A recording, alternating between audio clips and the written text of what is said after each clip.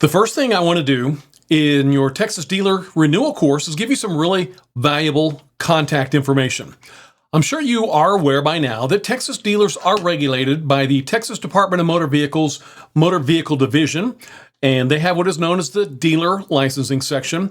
The Dealer Licensing Section has complete oversight over dealers. They're going to process your dealer license renewal, and they are located at 4000 Jackson Avenue, Austin, Texas, 78731. I also want to make sure that you have their phone number, which is 888-368-4689. Once again, that is 888-368-4689. This is a great phone number that you can reference if you have specific questions at any time, or you can send them an email at askdmv@txdmv.gov. I also want you to be aware that you can review all the training content in your Texas Dealer Renewal course at texasdealers.com. And at that time, you can fast forward through the videos to the specific content that you want to review on the texasdealers.com website.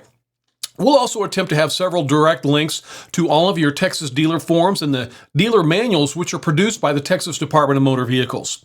So we'll jump onto that website several times during your dealer training renewal course to show you how to review content and download dealer forms and dealer training manuals, some of which you may not even be aware of. Before we get started, I want you to know exactly why you're sitting at your computer right now, or maybe watching this course on your phone. Senate Bill 604 has been signed into law. Senate Bill 604 requires most persons obtaining a dealer's license for the first time to take a 6-hour pre-license course, and requires any dealer that was licensed less than 10 years on September 1st of 2019 to take a 3-hour renewal course in order to renew a dealer's license. So now the state does require that you take training to renew your license. Senate Bill 604 did not create a continuing education requirement for dealers. It only created a one-time renewal course that you must take to renew your license if you were licensed less than 10 years on September 1st of 2019. This course is going to take a little over 3 hours if you take it all at one time. As soon as you've watched every video, your official certificate of completion will just pop up on your screen automatically, and you'll need to save that on your computer, and you will need to upload it through the e-licensing system website when you're renewing your dealer's license. Let's go ahead and get started. First of all, the Department of Motor Vehicles would like to give you a quick review of some of the requirements that are required to maintain throughout your licensure period. You must maintain compliance during your licensure period. Any non-compliance issues must be corrected. State law requires dealers to meet the minimum location guidelines, which I'm going to discuss here in just a moment. And it is the dealer's responsibility to maintain all licensure requirements, including premises requirements, throughout the term of the license. So I am going to give you a quick review of all the requirements to maintain your independent motor vehicle GDN license. Criminal history. Before you renew your dealer's license, the Texas Department of Motor Vehicles must review your criminal history and the criminal history of all owners and managers that are listed on the license. All owners and managers must disclose all offenses, including any offense that occurred during the previous licensure period, both convictions and those that resulted in deferred adjudication in any jurisdiction. There is now a brand new fingerprinting requirement. The Texas Department of Motor Vehicles has adopted new rules requiring certain new dealer license applicants and all existing dealer license holders to be fingerprinted. All dealer license renewal applicants will be subject to the new fingerprint requirement as part of the Texas Department of Motor Vehicles' efforts to prevent fraud. The board adopted a rule requiring all persons holding a general distinguishing number to be fingerprinted upon renewal. All persons acting in a representative capacity for a dealer license applicant or holder of a dealer license must be fingerprinted. Even if you have been previously fingerprinted for another license or by another government agency, you're still required to submit to the Texas Department of Motor Vehicles new fingerprints. You do not have to get fingerprints every time you renew your license. The fingerprint requirement is a one-time requirement if an active license is maintained. However, if you fail to submit a timely renewal, or if you allow your license to be closed, you will be required to submit new fingerprints if you apply for a subsequent license in the future. Fingerprinting services are provided through a fingerprint provider called Identigo, and you will pay your fingerprint fees directly to the fingerprint provider. Results of the fingerprinting will be sent directly to the Texas Department of Motor Vehicles from both the Texas Department of Public Safety Crime Records Division and the Federal Bureau of Investigation. If you cannot schedule an appointment at a live scan, Identigo location, or if you're located outside the state of Texas, you'll need to be fingerprinted on the standard FD 258 fingerprint card, which can be found at your local law enforcement agency. Okay. Also, regarding this method of submission, you will need to have your email that you'll check from the Motor Vehicle Division. It's very important that you follow the fingerprint instructions correctly. The following dealer license applicants and renewals are required to be fingerprinted: all franchise motor vehicle dealers, all independent motor vehicle dealers, wholesale motor vehicle dealers, motorcycle dealers, house trailer dealers, trailer or semi-trailer dealers, and independent mobility motor vehicle dealers as well. The following persons must be fingerprinted: all owners, presidents, managing partners, persons acting in a representative capacity for an applicant or holder of a license, including the applicant or officers, directors, members, managers, trustees, partners, principals, or managers of the business. Once your application for renewal is submitted to the Motor Vehicle Division, the Motor Vehicle Division will review who must have their fingerprints on your application. The Motor Vehicle Division will then send an email to the application contact notifying them who on the application is required to be fingerprinted. Fingerprinting services will be available through Identigo. Please do not go to the vendor to get your fingerprints taken until after you receive confirmation from the Motor Vehicle Division that fingerprints are required. And I want to repeat that very important statement. Do not go to your fingerprint location until after you have received confirmation from the Motor Vehicle Division that fingerprints are required. Fingerprinting is now a one-time requirement for all dealer license renewals. If you do not renew your license in a timely manner, or if you allow that license to be closed, you would be required to obtain your fingerprints again in order to apply for your license. Next, I want to give you a quick review of your business building requirements. The Department of Motor Vehicles has become aware that several dealers are not meeting business location requirements, so I want to give you an overview of the business location requirements. First of all, you must meet all local zoning requirements. Your building must either be owned, or if the building is leased, the lease must be for at least 2 years. A certificate of occupancy is required if it is required by your county or city. You must have a working telephone listed in the dealership name. You must have internet access, and you may never share your phone number with another dealer. Remember, retail dealers and wholesale dealers may never share an office or a building. And as a reminder, a retail dealer's display area must have sufficient space to display at least 5 of the vehicle types of which your license is issued.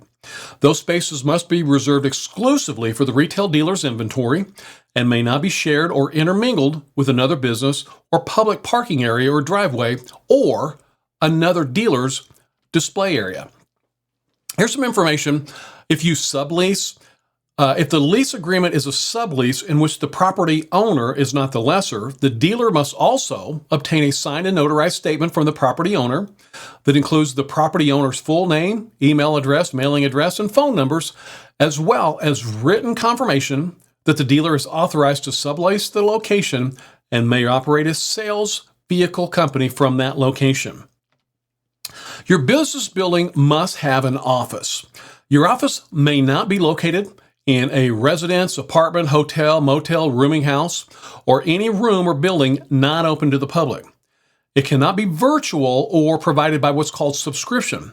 Your office must be open to the public during the entirety of the posted business hours. And this could be an issue with late or weekend hours, or if it cannot be locked or otherwise inaccessible. Mixed-use commercial spaces are okay, like an office space on the ground floor, like with residences above, as long as your local zoning allows that. It cannot be located in a garage attached to a residence. And you must have a separate entrance if you're located within a restaurant, a gas station, or a convenience store. Here's some more information the Department of Motor Vehicles wants you to be aware of. Your office must have a minimum of 100 square feet. I want to repeat that important information.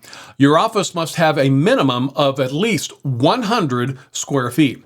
The 100 square feet of interior floor space must be exclusive of hallways, closets, or restrooms. This is a strict requirement by the DMV, and proof of measurements may be required if your office square footage is close to the minimum. If construction is required to meet the space requirement, it must be completed prior to your license renewal. If your office does not meet compliance with other requirements, such as if you added a wall or a shared space that would lower that footage below the minimum, then it would not apply. You must have, at minimum, a desk, 2 chairs, internet access, and a working telephone in the name of the business or the DBA. If you are the sole dealer at that location, the lobby does not need to be separated from your office area. Portable type offices. A portable type office would include, say for example, a repurposed RV. It would only qualify as your office if it is not readily movable and if it's had its tires removed, and it must be connected to a power source, have a minimum of 7-foot high ceilings, and must meet the 100 square foot office space minimum. Finally, let's talk about shared office spaces. No more than 4 retail dealers or 8 wholesale dealers can be licensed in the same building. You cannot have a mix of wholesale and retail dealers licensed in the same building.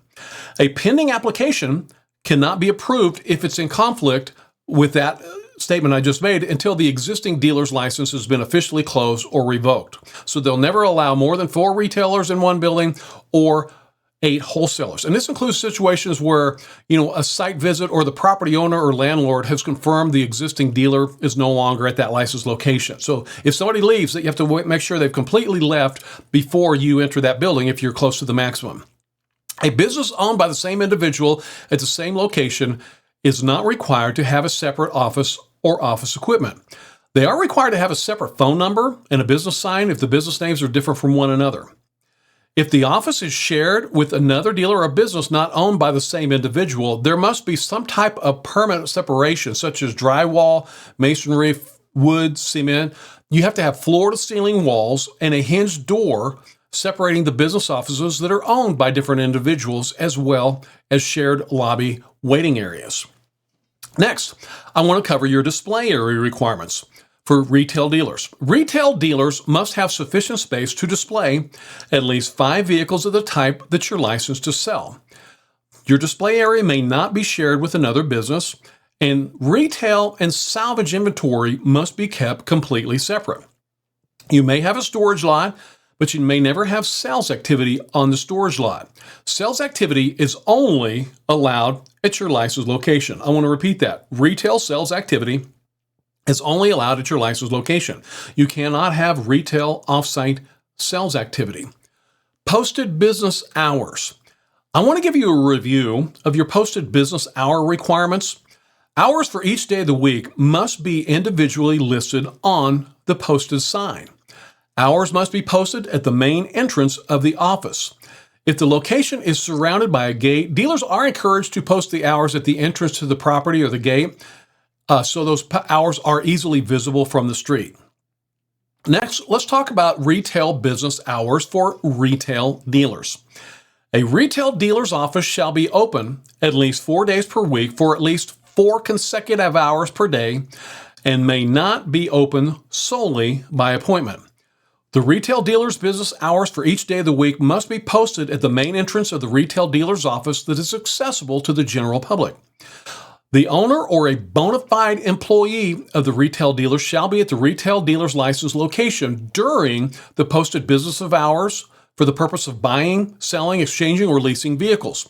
If the owner or bona fide employee is not available to conduct business during the retail dealer's posted hours due to some special circumstances or emergencies, a separate sign must be posted indicating the date and the time the retail dealer will resume operations.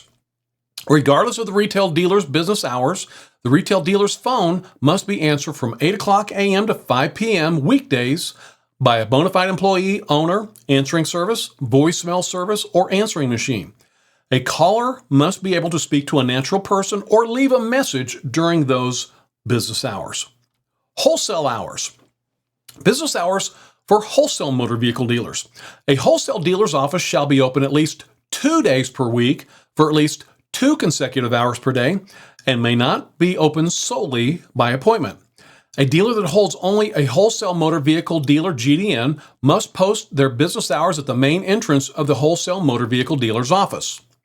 A wholesale motor vehicle dealer or bona fide employees shall be at the wholesale motor vehicle dealer's licensed location at least 2 weekdays per week for at least 2 consecutive hours per day.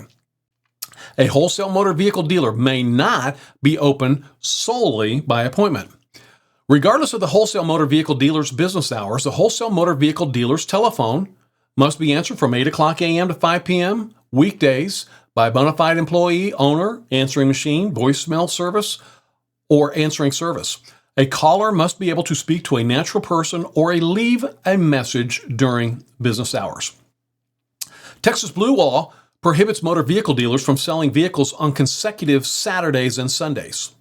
A dealer may choose to be open on Saturday or Sunday, but never on a consecutive Saturday and Sunday. Travel trailer and trailer semi-dealers may operate 7 days a week. If a person holds a motor vehicle license and a trailer license, they may open on Saturdays and Sundays, but cannot sell motor vehicles on a consecutive Saturday and Sunday. I want to repeat that. If a person holds a motor vehicle license and a trailer license, they may open on Saturdays and Sundays, but cannot sell motor vehicles on a consecutive Saturday and Sunday. Motor vehicles may only be sold on Saturdays and Sundays that are not on the same weekend. You can never sell motor vehicles on a consecutive Saturday and Sunday. Business sign requirements. You must have a permanent business sign that's visible from the public roadway, and the name on a sign must match the name on the dealer application or the DBA that's filed with your county or Secretary of State. So please keep that in mind. Retail and wholesale licensees have different signage requirements. Let's talk about the retail sign requirements first. Your sign must be visible to the public within 100 feet of the main entrance of the business office. The business name or DBA listed on the sign must be at least 6 inches high in lettering or larger. So your dealership name has to be at least 6 inches high or larger. Your official sign must be of a rigid, durable, weather-resistant material such as corrugated plastic, metal, wood, or like a combination of those. It can't be a banner or what the state refers to as a hardened banner, which is a banner that's just bolted to plywood or a frame and then mounted. It can't be a hardened banner. It has to be a permanent business sign. If you're currently using a banner, you're going to have to show an invoice that you do have a sign ordered and confirm that that sign will be appropriately mounted upon delivery. The sign must be bolted to the structure or bolted or welded to a fence or other permanently installed in-ground sign pole or sign support. Some exceptions would be if you have a sign painted on the structure or a window. The sign can be affixed to a window with permanent vinyl lettering that's not easily removed. The sign can be etched into a door or window or can be affixed with permanent adhesive. Now, if you have a fence-mounted sign, the fence-mounted sign must be permanently bolted or welded to the fence. It would only be acceptable if it is appropriately bolted or welded. So you can't just use zip ties, rope, metal ties in place of the sign being bolted or welded. So please make sure that you are meeting that compliance requirement. Let's talk about exterior wholesale sign requirements. A couple of sign requirements for wholesalers are a little bit different from retailers. The sign must be visible to the public within 100 feet of the main entrance of the business office. The business name or DBA listed on the sign must be at least 6 inches high in height. And I want to bring your attention to this very important change that affected wholesale dealers on September 1st of 2023. You must now include a statement that says purchasers must be licensed dealers, and that must be in a minimum of 3 inches lettering. I want to repeat this new wholesale dealer requirement. Wholesale dealers must have a statement that reads, purchasers must be licensed dealers, and that statement needs to be at least 3 inches high or larger, and it also the sign has to be made of rigid, durable, weather-resistant material. Cannot be that hardened banner where you're attaching a banner to plywood. Okay, it has to be a permanent business sign. And the wholesale signs, these signs have to be bolted to the structure or welded to a fence or other permanently installed sign or sign support pole. Okay. Now, once again, you can still paint that on your structure or window or fix it to a window with permanent vinyl siding. The sign can be etched into a door or window or mounted with permanent adhesive. Once again, if you do have a fence-mounted sign, the sign needs to be permanently bolted on that fence, and that's only acceptable if it's permanently bolted or welded. The state does not want you zip tying a sign to a metal fence. That's not going to meet your minimum sign requirements. Now I'd like to talk about the interior wholesale business sign requirements. If an outdoor sign is not permitted at the wholesale office building location, then this must be annotated in the lease agreement with special provisions or a sign paragraph. So the sign has to be visible at least 10 feet of the main door of the dealer's office business, and a business name located only in a lobby directory is not sufficient. I want to repeat that. A business name located only in the lobby directory is not sufficient. So make sure, no matter what, on your interior signage, that your business name is at least 2 inches high or larger. And I want to remind you, back in September 1st of 2023, they do require that all wholesale dealers has the statement that purchasers must be licensed dealers, and if it's on the inside of the building, it has to be at least 1 inch high. Remember, on the exterior of the building would have to be purchasers must be licensed dealers in 3-inch high letters, but if it's on the interior of the building, then the statement purchasers must be licensed dealers must be a minimum of 1 inch in height. So do please keep that in mind, and make sure that your sign does comply with municipal ordinances, and that's usually going to presume when you've been issued a certificate of occupancy. I want you to be aware that if you are an independent used motor vehicle dealer, you must now obtain and maintain a $50,000 dealer surety bond. If you submit your old $25,000 dealer surety bond when you're renewing your license, you will not be able to renew your license. We must now carry a $50,000 bond, and the name and address on the dealer surety bond must match exactly the name on the dealer application that's been filed with the Texas Department of Motor Vehicles. The bond must be issued for 2 years and must start on the first day of the month and end on the last day of the month corresponding with your licensure term. For example, February 1st, 2024 to January 31st to 2026. You must maintain the $50,000 bond during your entire licensure period. When you're renewing your license, the bond must be signed by you and a bonding company representative. So don't forget to sign this, and you must submit the second page, which is referred to as the power of attorney with your dealer license renewal. These are common mistakes on dealer license renewals. So make sure that you do sign that and submit the second page as well, which is referred to as your dealer surety bond power of attorney. It's a 2-page form. Make sure you are submitting both of those. I also want you to be aware the new law also requires dealers to post the procedure by which a claimant may recover against the surety bond, and it must be posted next to your dealer's license. And this document right here must be posted, and it's going to include your bond company, the bond number, and your bond company phone number as well. You can easily download a copy of this document at texasdealers.com. Just scroll down on any page and click on the Texas Dealer Forms link, as you see right here, and then click on the link that reads Texas Dealer Notice of Surety Bond Form, and you can easily complete that form and post it next to your dealer's license. I want to make sure you're very aware this is a new law. You must post your bond notification next to your dealer's license. It has to be displayed. Before we move on, I want to make sure that you're aware the Federal Trade Commission has revised the Gramm-Leach-Bliley Privacy Safeguards Rule for dealers that assist with financing. Once you've served 500 customers, you must designate a qualified individual to oversee a security program. You must develop a written risk assessment, limit who can access sensitive customer information. You'll need to encrypt all sensitive information, train security personnel, develop an incident response plan, periodically assess the security practices of service providers, and implement multi-factor authentication. Did you get all that?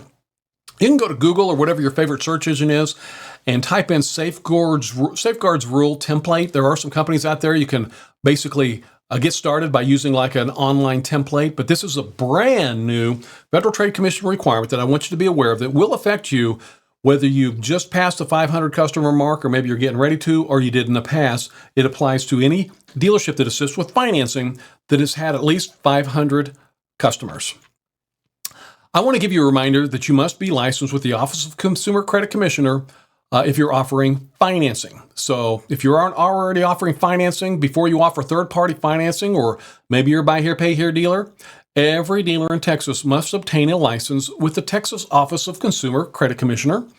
And you can obtain that license at occc.texas.gov, or you can call them directly, 516-936-7600. So if you're assisting with any type of financing, you must have a license with the Texas Office of Consumer Credit Commissioner.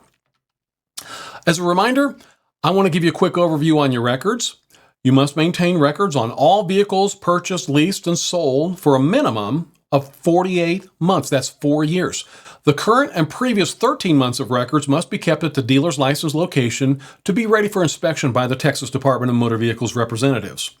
The remaining 35 months of records can be stored at a location other than a licensed location, as long as it's in the same county as your dealership. So make sure you store your records for at least 4 years. The current and previous months must be stored at the dealership location, and the 35 remaining months can be stored at an off-site location as long as it's in the same county as your dealership. So records can be stored either via paper or electronically for a period of at least 4 years. And federal law does require some records to be kept for at least 5 years. So I always recommend making 2 copies of every document. One's going to go to the customer, and one's going to go into your records, which you might call the deal jacket. You will never have too much paperwork.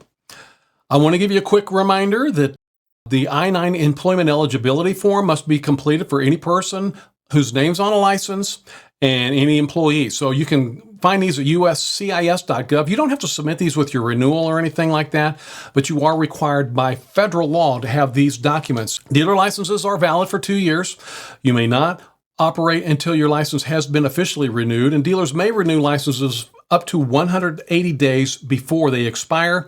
There is a penalty if you renew your applications more than 30 days after they've expired. And you must have a supplemental license in the same city if you have other locations. You have to have a separate dealer's license if you have a location in another city. Independent motor vehicle dealers may now operate as salvage dealers, but you need to have your salvage and retail inventory completely separate, and a sales tax use permit, sales tax ID, and a National Motor Vehicle Title Information System number is required if you're operating as a salvage dealer as well. When you're renewing your license, you're going to be submitting it electronically. So the state obviously no longer allows you to renew your license via mail and mail it to us, and you have to do it right on the e-licensing website, which I'll show you here in just a second. But you have to make sure all the information that you're submitting is true and accurate. The individual completing the application is answering for all partners, LLC members, managers, and any directors, officers, or owners of the business that is listed on the application. So you can easily submit your renewal at the e-licensing website. And I want to take a look at that with you right now. You can go to txdmv.gov/dealers. And on any page, you can just scroll right down to the bottom there and click on log in to e-licensing. And I'm assuming that you've already got an account because you've either applied for your license in the past or probably maybe you've renewed in the past. So if you don't have an account, you would just click on the join e-licensing button. But I'm assuming you do have an account. So we're just going to go ahead and log in. And right there, you're going to see all the choices that you have when you do log into your account. So obviously, when you're renewing your license, you're going to go right over there and click on Renew a License and click that big Apply button right there. And then it's just going to walk you step by step through the entire renewal process. Maybe you've done this before. Maybe you haven't done it in a couple of years, or maybe this is your first time renewing. It is going to take you step by step through that renewal process. But I want to really remind you, the Department of Motor Vehicles does require that you renew your license through the e-licensing website. They no longer accept mailed-in applications. There's that contact information I want to give you again. If you have any questions during your license renewal, you can certainly call the Texas Department of Motor Vehicles Customer Service Division in Austin, and that's 888-368-4689. You can also send an email to askdmv@txdmv.gov. I hope you find this information very helpful.